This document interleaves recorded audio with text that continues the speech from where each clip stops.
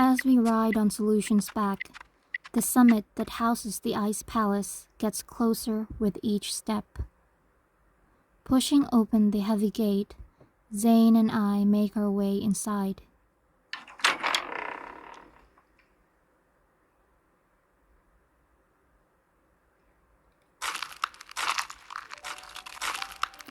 In the icy blue Great Hall, torn pieces of parchment lie scattered about. They flutter into the air when the doors are opened. Zayne bends down and collects a few sheets to read. I also pick up one. They appear to be observation notes written by Winter's emissaries over the years. We found the sun. Winter became warmer. This one says, foggy, no sun in sight. Are they really related to the treasure?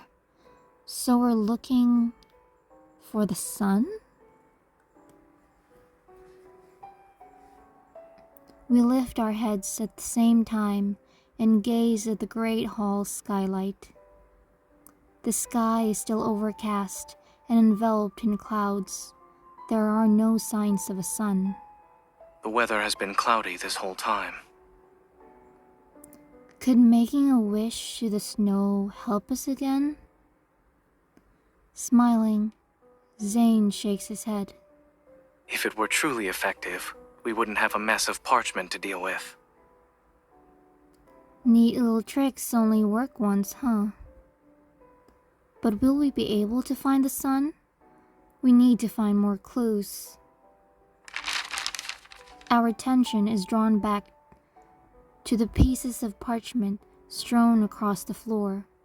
Zayne and I reach an unspoken agreement as we collect the papers once more. If we can't find the sun, we'll just leave a note that expresses a regret for future generations. At the very least, ensuring others succeed doesn't mean we completely failed. Blizzard, no signs of sunlight. Rainy, it's pouring non-stop, and the sun continues to hide. With every mention of the word sun, I become more and more convinced the treasure we're seeking is the sun.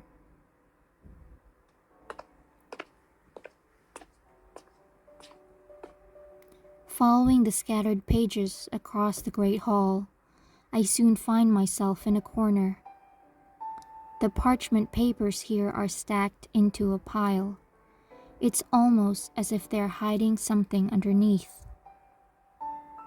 Is it here? A crystal ball emerges from the parchment.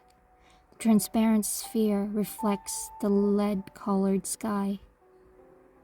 Huh? On a whim, I spin the crystal ball. I'm astonished when the scenery in the sphere changes. Now the reflection is of the skylight above me. Is this a telescope that's shaped like a crystal ball? Since it's been placed here and directed towards sunlight, the skylight, could we use this to find the sun? I rotate the crystal ball again.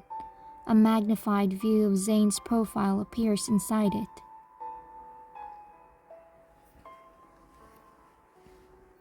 Having yet to notice my actions, he meticulously examines the contents of the parchment. Let's see. Now the weather is... Within the crystal ball, Zayne's gaze remains unwavering. It's not overcast. The sky is partly cloudy. As Zayne's gaze lands on me, he raises his eyebrow, perplexed. Let's go from partly cloudy to light snowfall. He chuckles, finally understanding my words. The crystal ball captures his grin and presents it as an image that's been magnified several times over. This is good. It's starting to snow less, and the sun's about to shine. A dark cloud slowly covers the skylight, and the once illuminated space is now shrouded in the darkness. Our halos provide a gentle glow.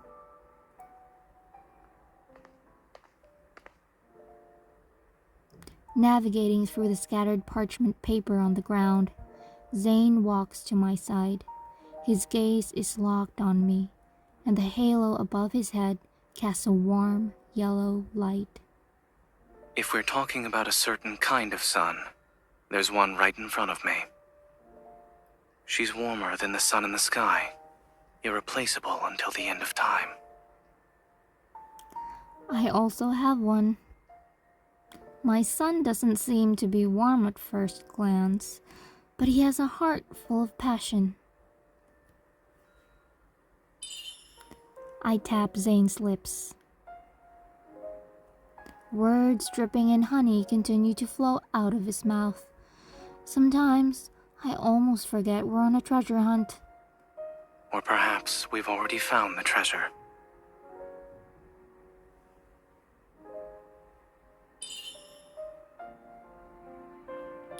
He takes my hand and approaches the staircase located in the corner of the great hall.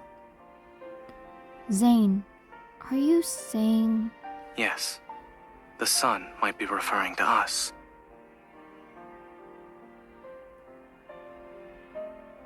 He shows me the parchment in his hand.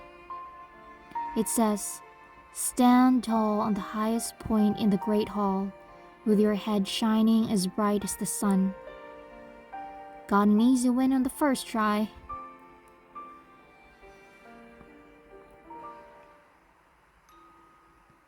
Zayne, is it possible a player from before wrote that note without knowing the actual answer? Though Zayne and I stand on the terrace for a long time, we don't hear a notification sound or anything of the sort.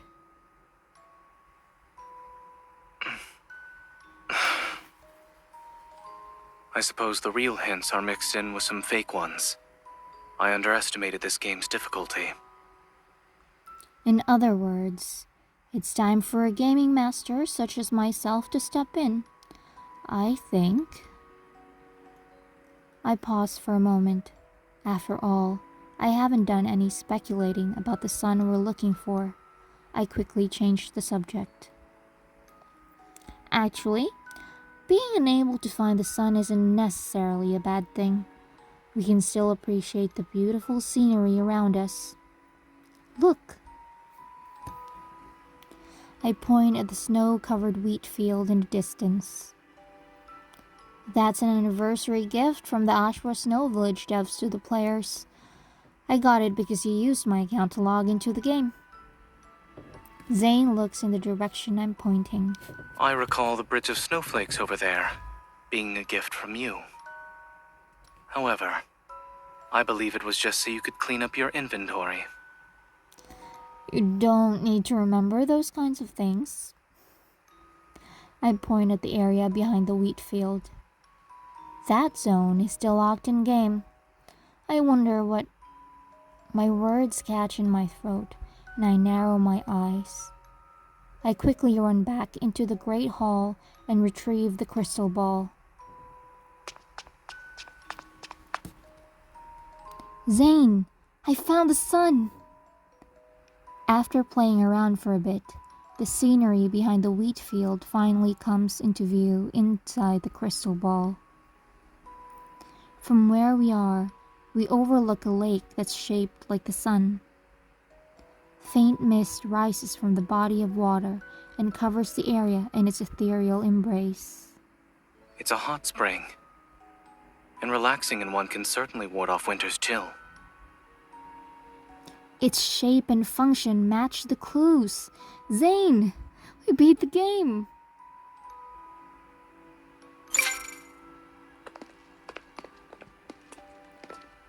You're very humble for a gaming master. In order to be of greater help in the future, I need lessons from such a talented individual.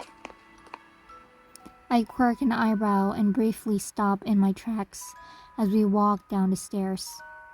Proud, I stand before Zayne. Well, This gaming master happens to be looking for an apprentice. Good sir, are you genuinely committed to the art of learning? I hold out my hand. Zayne moves closer and rests his chin on my palm. Is this enough to prove my devotion? If I take Winter's emissary as an apprentice, does that mean I can summon snow whenever I want? I'll never have to make snowballs for snowball fights, right? Looks like I have nothing to lose and a lot to gain. He straightens his posture, his eyes reflecting wintry hues, and me pretending to be serious, but barely holding back a smile. If that is your wish, then snow will fall just for you, even in the middle of summer. With Winter's emissary by your side, every snowflake will remember your name, as well as our story.